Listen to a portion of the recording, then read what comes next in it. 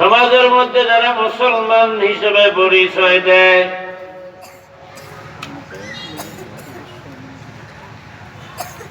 যারা বাহ্যিক ভাবে মুসলমান ভিতরগত ভাবে বেঈমান, কয় না বে?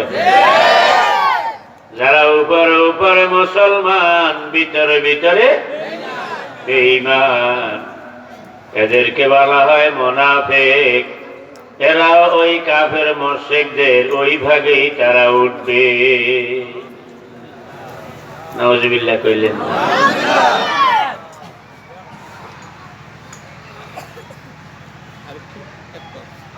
আমি আজকে যে দুইটা আয়াত আপনাদের সামনে পড়লাম, এটা হলো মুনাফিকের ব্যাপারে। কার ব্যাপারে?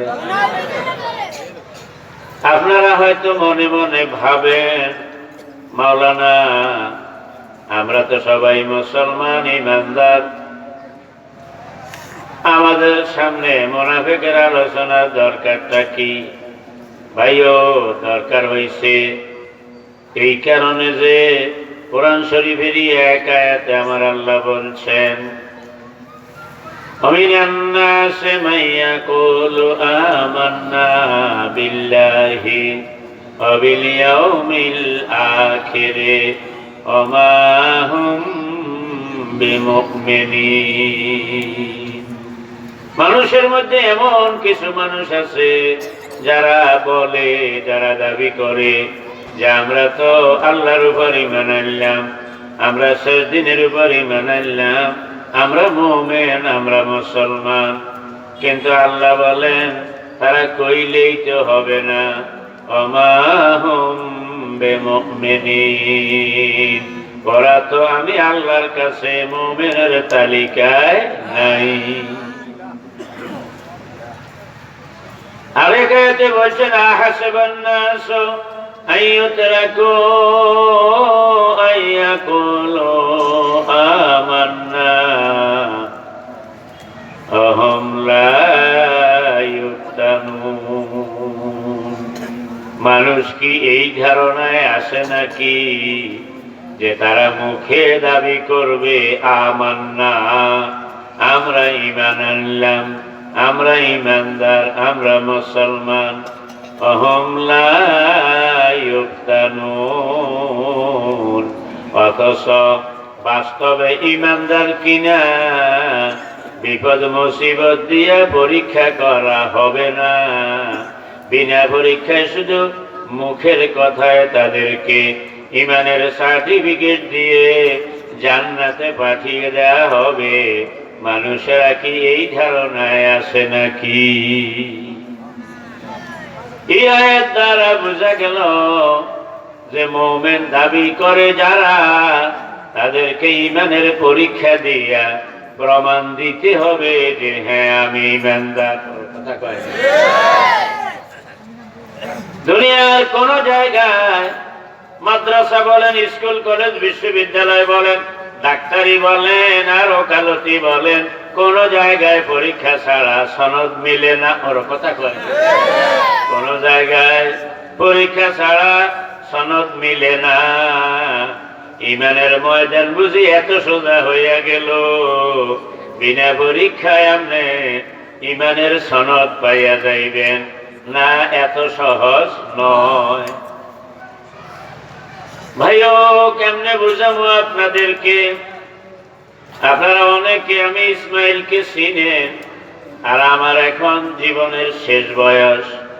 ছাত্র জীবন থেকে কিতাবপত্র যা পড়লাম, পড়াইলাম, তাতে যেটা বুঝছি সেটা হইল যে ঈমানের পরীক্ষা ছাড়া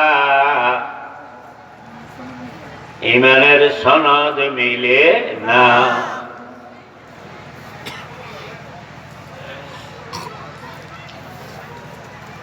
তো যারা কাফের মুশরিক, এদের দলই মুনাফিকেরা। এই জন্য আল্লাহ আরেক আয়াতে বলছেন, ইয়া আইয়ুহান নাবিয়্যু, ওগো আমার নবী, জাহিদিল কুফারা ওয়াল মুনাফিকিনা ওয়াগলুজ আলাইহিম, নবী গো আপনি জিহাদ করুন কাফেরের বিরুদ্ধে, আর জিহাদ করুন মুনাফিকের বিরুদ্ধে। ওয়াগলুজ আলাইহিম, এবং কাফের আর মুনাফিক দুই দলের বিরুদ্ধে শক্ত অবস্থান গ্রহণ করুন। আল্লাহু আকবার কয়। কেমন কথা চিন্তা করেন, কাফের আর মুনাফিকের একসাথে মিলানো হইল, বলা হইল দোনো গ্রুপের বিরুদ্ধে জিহাদ করুন আর তাদের ব্যাপারে কঠোর ব্যবস্থা গ্রহণ। সুবহানাল্লাহ জোরে কইবেন নি?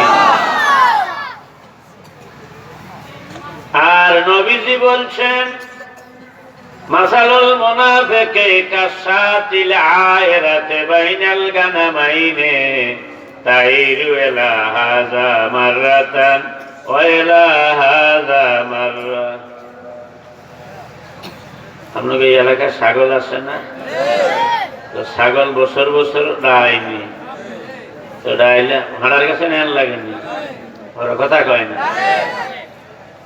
নবীজি বলেন এইরকম একটা ছাগি যার নাকি সাংঘাতিক রকমের জামাই দরকার, করো বুঝো না তাই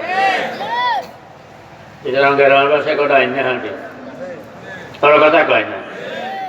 নবীজি বলেন তোমাকে এই নোয়াখাইলা বাসায় মুনাফিকের উদাহরণ হইল একটা ডাইনা হাঁডির মতো, যে হাঁডি গারে বাঁধি রাখছে মাঝখানে, এই পাশে একটা ফাঁড়া, ওই পাশে আর একটা ফাঁড়া। এই ছাগিটা একবার দৌড়ে ওই ফাঁড়ার দিকে, আবার দৌড়ে এই ফাঁড়ার দিকে, কিন্তু মাঝখানে তার খুঁটি থাকার কারণে পুরাপুরি না ওই ফাঁড়ার লাগ পায় না পুরাপুরি এই ফাঁড়ার লাগ। ওর কথা কয় না।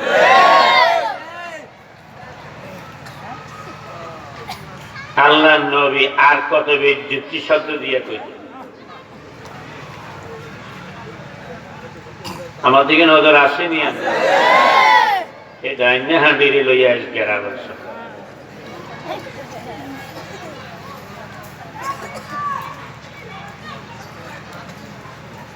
আল্লাহ এই মাহফিল কবুল করেন।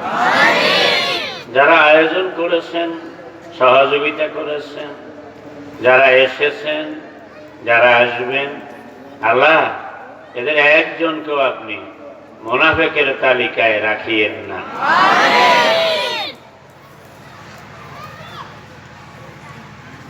এবার আসুন আয়াতের মধ্যে চলে যাই।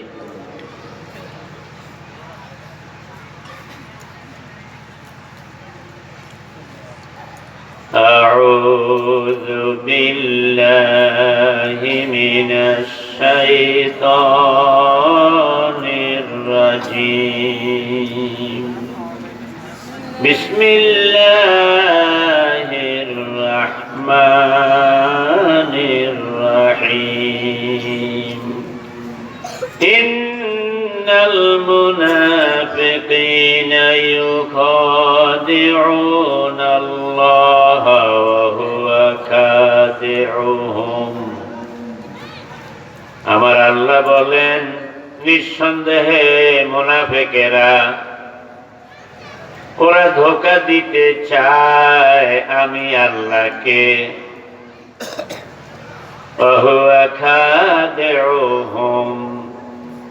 অথচ আল্লাহ তাদেরকে ওই ধোঁকাবাজির মধ্যে রেখে দেন এবং ওই ধোঁকাবাজির সাজা আল্লাহ তাদেরকে দিয়ে ছাড়বেন। কার কথা কয়? ওই জোরে কয় না তো, মনে হয় কারে কয় কইছিলেন? উপরে উপরে মুসলমান, ভিতরে ভিতরে না, ব্যাকে কইতে হইব না, জোরে কইতে হইব। এই হিন্দুরা ছাড়া সবাই কন, যারা উপরে উপরে মুসলমান, তলে তলে বেঈমান, তাকে নাম কি? মুনাফিক। আমার আল্লাহ বলেন এই মুনাফিকরা আমি আল্লাহরে ধোঁকা দিতে চায়, কিন্তু আমি আল্লাহরে তো ধোঁকা দিতে পারে না, বরং আমি আল্লাহ তাদের ধোঁকার সাজা দিয়ে থাকি।